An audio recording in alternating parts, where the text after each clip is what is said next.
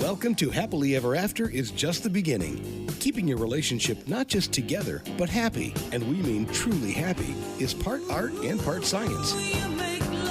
You've come to the right place. Here's your host, Leslie Dories.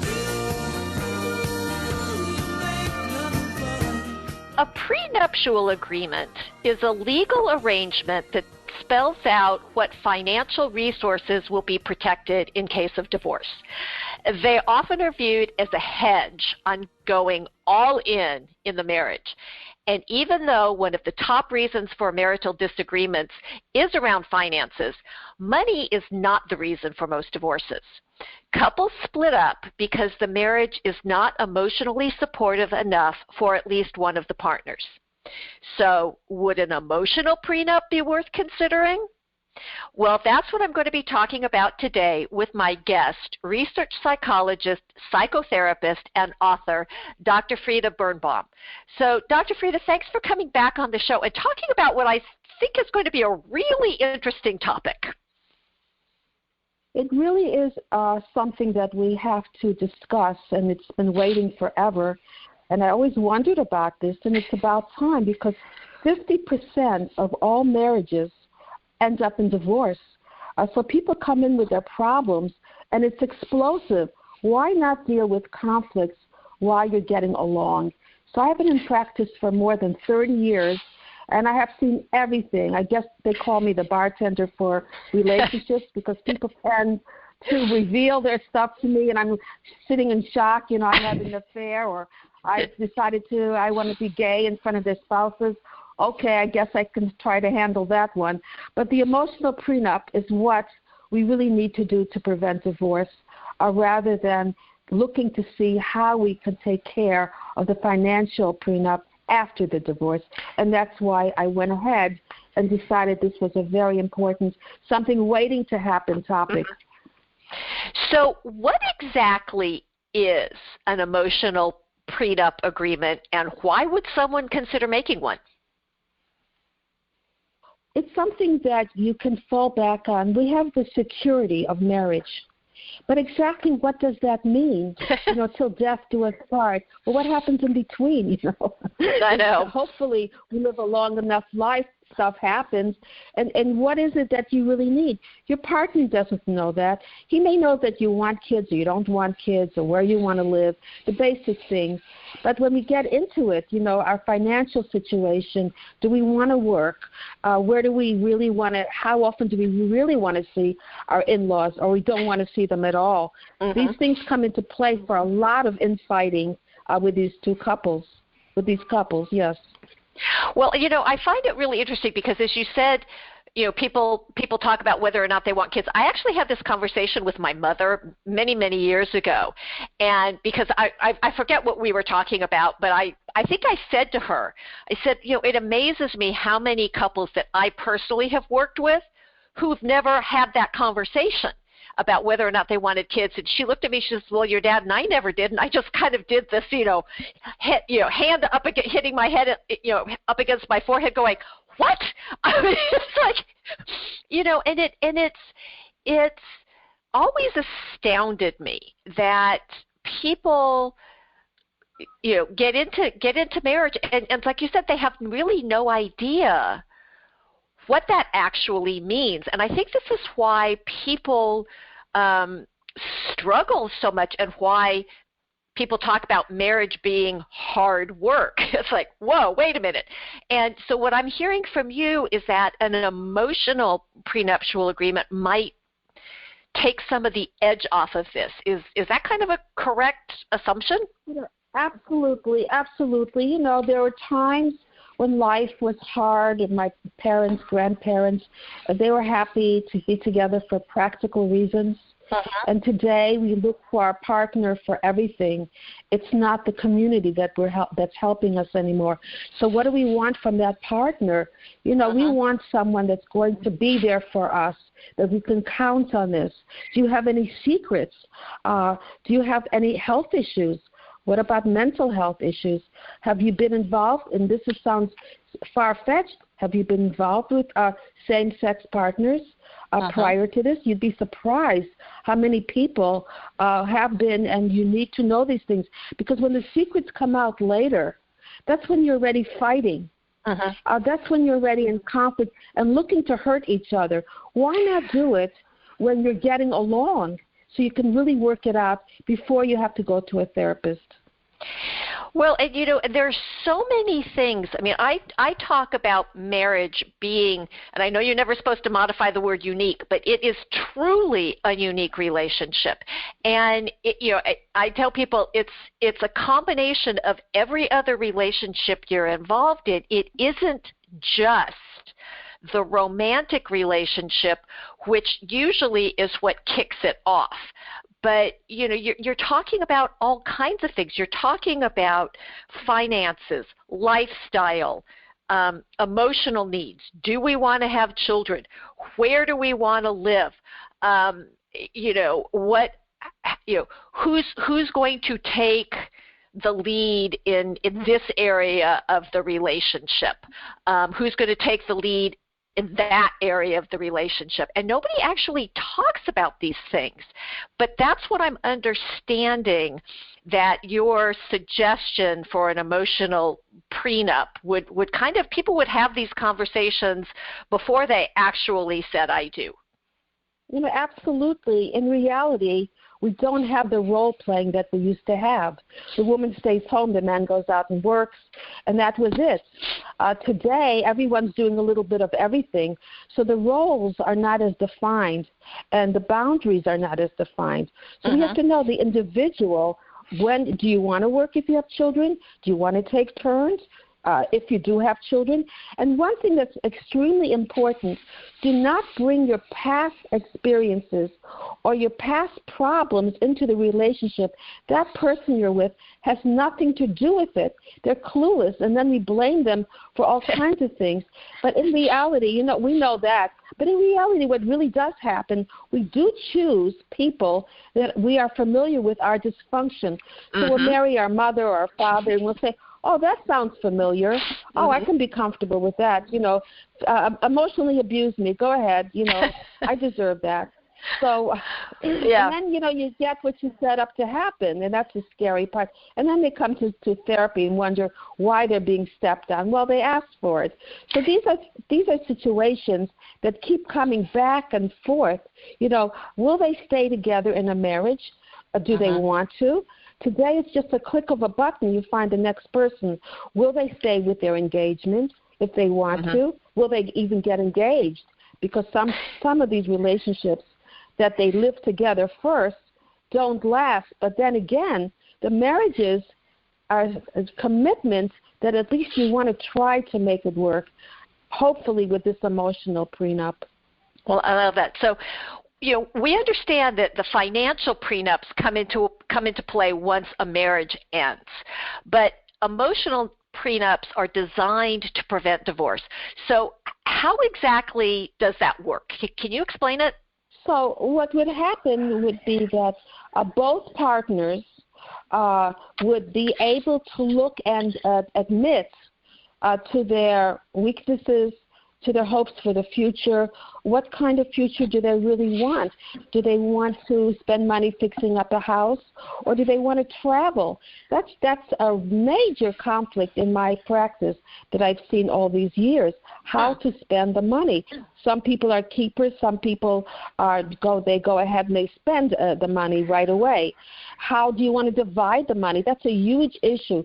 If one person's making more, do you want to divide it equally? That's something that needs to be discussed beforehand. Absolutely.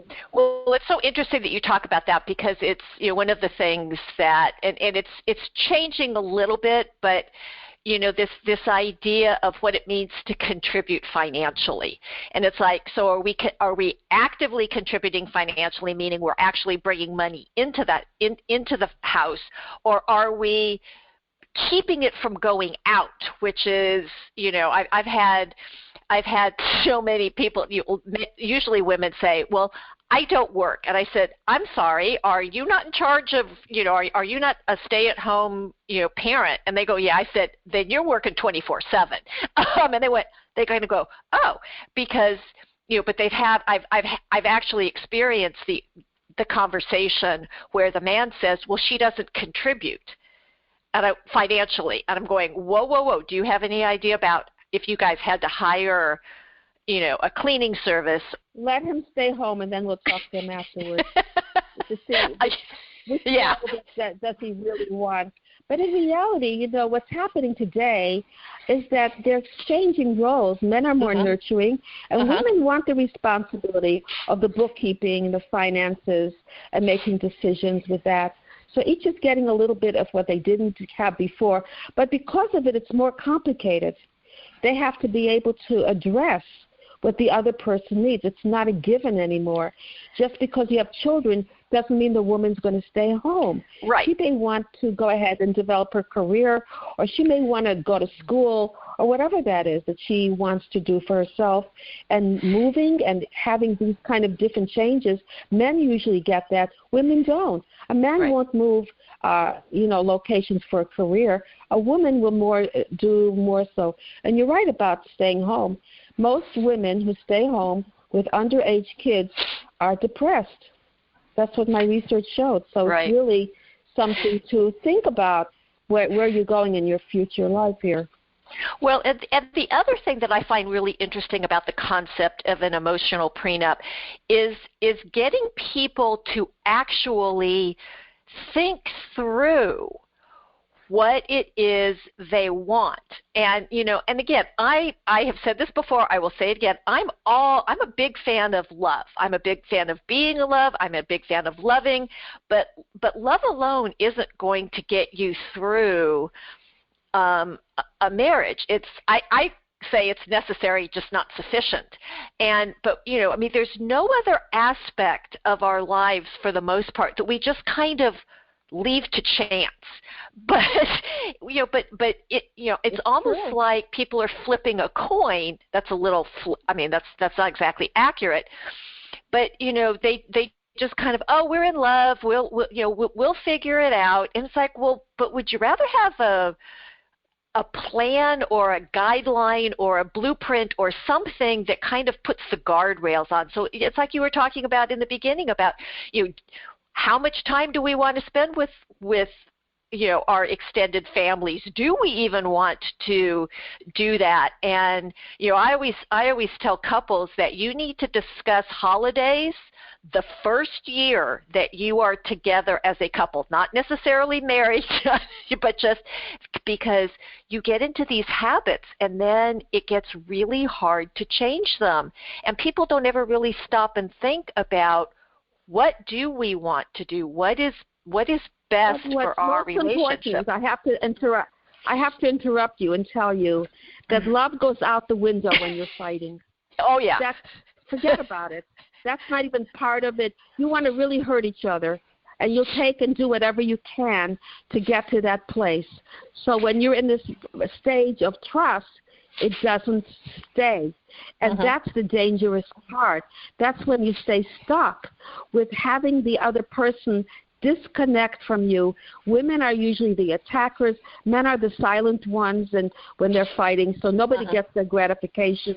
Women remember the past forever, and they can't get off of it for some reason. So that's something that really is important. Then when you look at the facts, and by the way, this is really interesting. A lot of people, and you're asking something very important. How do these people know what to ask? Well, I have these questions written out, and I'm surprised by some of these answers. Do you believe that monogamy should be forever? And guess what? I do not get the answer yes. And it's, today, it's a free-for-all, You can go ahead and you can meet somebody and you can do what you want to do. And when you do that, that trust and intimacy is broken, even if both partners agree that it's all right, because life takes over.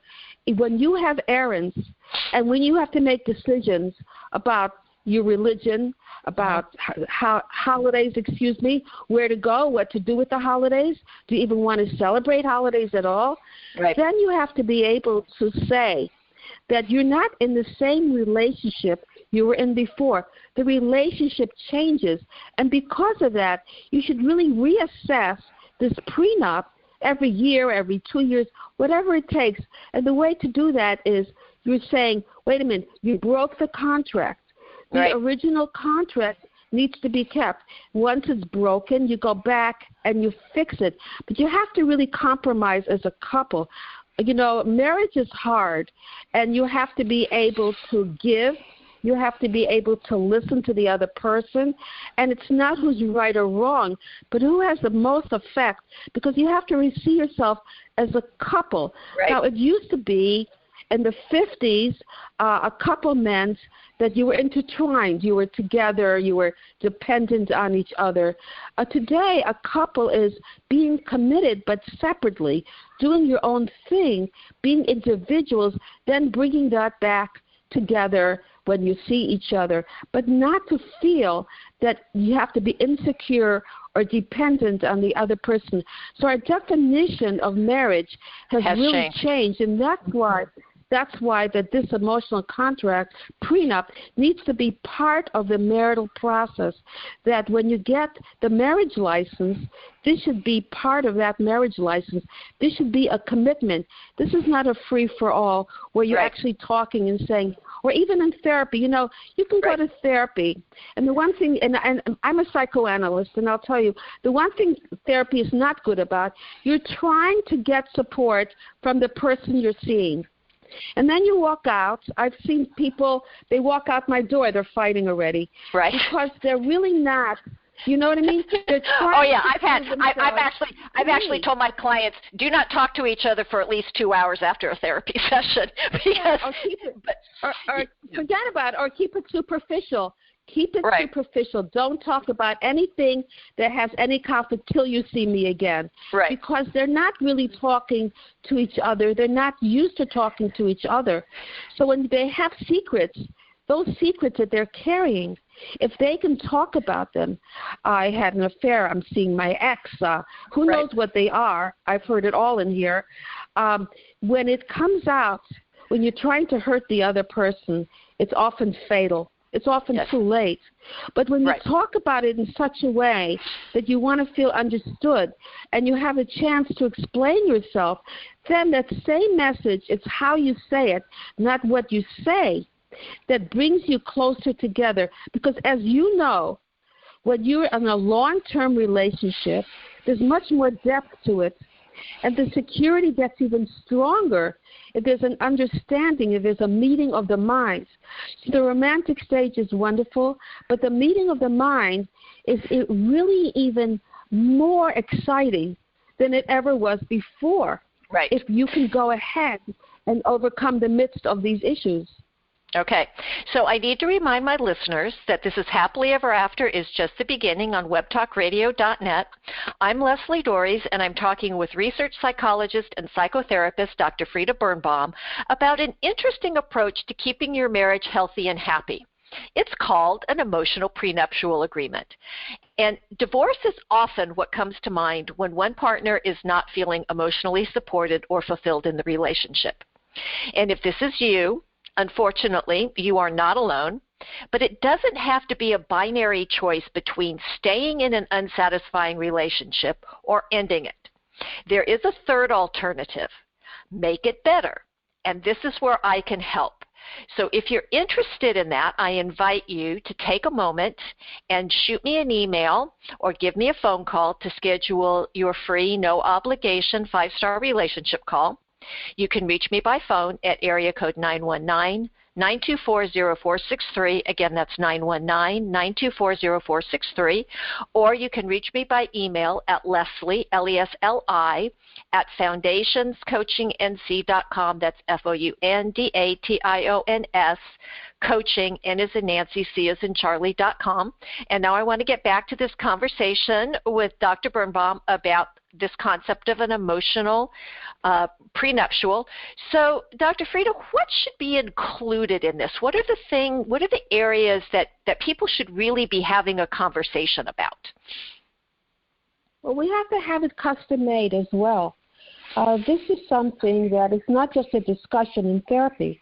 I'm talking about an official contract that is signed and stamped by an attorney. So I think we're talking about maybe two different things. When you add it in your, what you're doing for people, it's not the same as what I'm talking about. I just want to make that very clear. Okay. This is not about going to therapy. So when you said this is what it's about, they should come see you, they're not going to get that from you, what I'm talking about. I hate to say this. What I'm talking about is something that is stamped over approval by a notary, that's official. I hope to make changes with this officially for people to have this when they go ahead and say their vows up front, in front of everybody. They could even say a few things about it. So this is before the marriage. This is something that can work easier when you look at what if this could happen. Because when you do preventative, it's always easier to fill in the dots.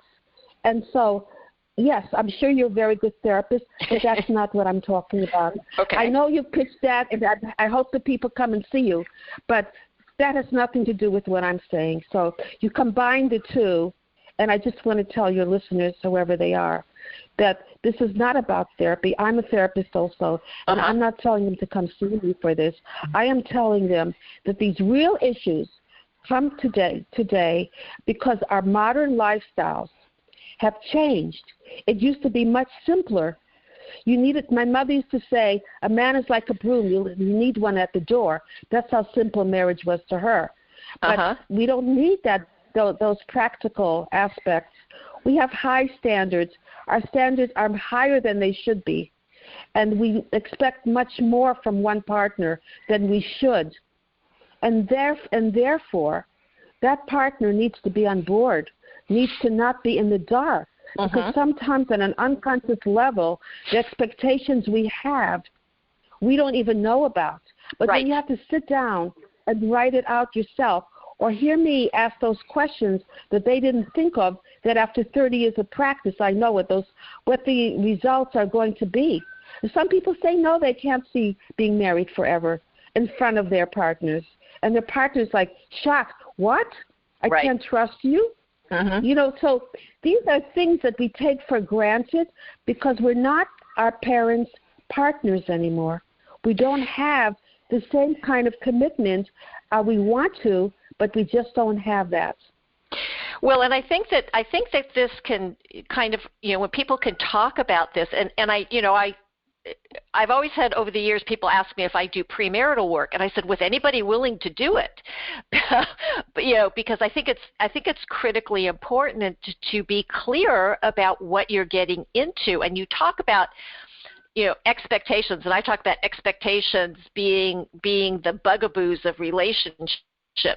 Because most of the time these expectations are unspoken. Sometimes we're not even aware that we even have these expectations, but when they get violated, that's where the problems come in. So what I'm hearing is that having these conversations before you get married kind of lays out what's going on, and people say, well, then maybe I'm afraid that I'm going to find out maybe I shouldn't marry this person, and it's kind of like, well, wouldn't you rather know that beforehand? And so other than, I know you mentioned monogamy, and I know you mentioned conversations about children and potentially extended families. What other areas should be addressed in an emotional prenup? Well, women like to go ahead and fulfill themselves after divorce.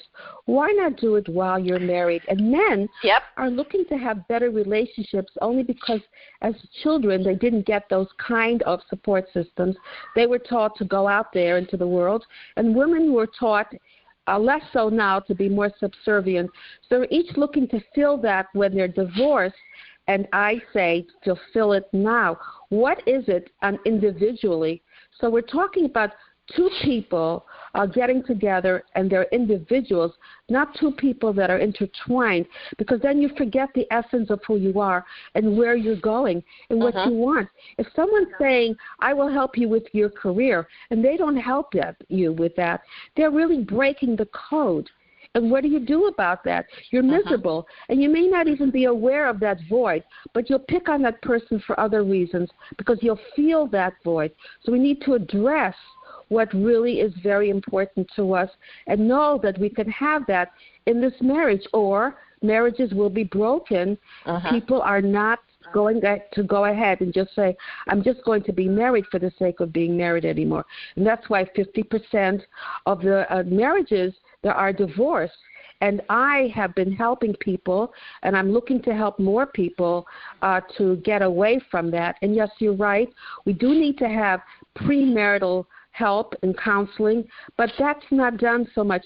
But the counseling I'm talking about is listening, and I'm not talking about something where you're just going to go ahead and have a few sessions. I'm talking about in-depth changes where you see couples actually committing to these changes and how that affects them. So it's a huge process of unwinding what you grew up with and looking at yourself differently, because our parents, the role models they had, weren't the greatest. Right. And we don't know what to do. So we go ahead and we mimic what we saw before. Okay, so we have this prenuptial, we have this emotional prenuptial agreement, and I heard you say, and I think it's a very good idea, that it should be revisited every year, every couple of years to make sure it's still working for what we're trying to do. But what happens if there is a violation in the agreement? Well, what happens, and that's why this is so different than therapy, the violation is that the code has been broken, the contract has been broken. And once that's broken, if you can't get it to work, then the essence of the relationship is broken. And you need to reassess where you're going, if you want to stay or if you want to go. This is serious. This is not about bickering the rest of the relationship here or keep going to therapy forever. This is about facing the consequences. So each person is equally responsible to know, hey, it's not important to me, but it's important to that person. I better get on board. I'm going to lose that person. And therefore, this is a way of avoiding and preventing the next step.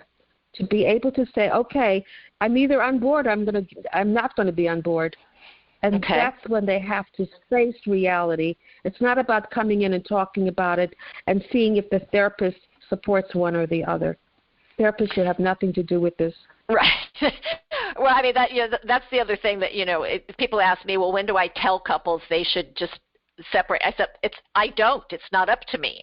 My job is to help them uncover what's going on and make good decisions. And so if somebody...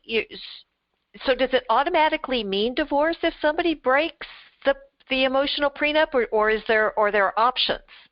Every year, if you reassess the conflicts and you work it through, then the marriage is stronger than ever. Then the relationship will be better than ever. But in the midst of this, there's turbulence. And that, therefore, some people do get a divorce if you're not going to work it through. So you have to have your priorities. What is more important, taking care of the children or going out on date night if you don't have the right kind of babysitter? You have to reassess the priorities over and over and over. And if there's a standstill and you can't live with that, then you have to be able to know this may not be working. So the contract is something that's signed. It's notarized. There's an attorney there. It's a license with the marital license together. And this is not about therapy. This is about a commitment that two people have together to follow through on their process and on their agendas before problems. Therapy is for problems, and this is something that's much more proactive. They're really living in this moment of looking and seeing and dealing with each other, and the therapist is not part of that triangle. It's just the two people seeing if in the future, can they put up with this or not? And when that contract goes, they have to be responsible for the consequences. It's not about going for 20 years and feeling understood by this third person. Okay. Where can people learn more about this? this concept of an emotional prenup, and I know you talked about having specific questions that can help guide this process. So if somebody is interested in doing this, which by the way I happen to recommend highly, where can they learn more? All right, so I have a website, drfrieda.com. It's drfrieda.com, and also they can contact me directly, Dr. doctorfrieda@gmail.com. I hope I didn't give you a hard time. I think oh no, don't worry about it. People right away go to therapy or premarital therapy, and it's something that we need, but it's a different concept. Yeah, and again, it's many people, I truly believe that many people make marriage a lot harder than it needs to be. And maybe that includes you, but there are truly practical steps that you could take to make yours easier and more likely to last. And in my opinion, the goal shouldn't be simply for your marriage to just survive. The goal should be to have it thrive and where it works for both you and your spouse. And one way to do that is to create a plan for it that you both can embrace and implement. And again, it's not a straitjacket. It's something that you can adjust over the years. And so the question that I have two questions actually, is what areas need attention in your marriage and what would help you to address them in a productive way? And one of the things that I hope you will do is to continue to listen to this show. I also suggest that you go to Dr. Frieda's website because I think it's filled with all kinds of wonderful information. And until next week, stay loving.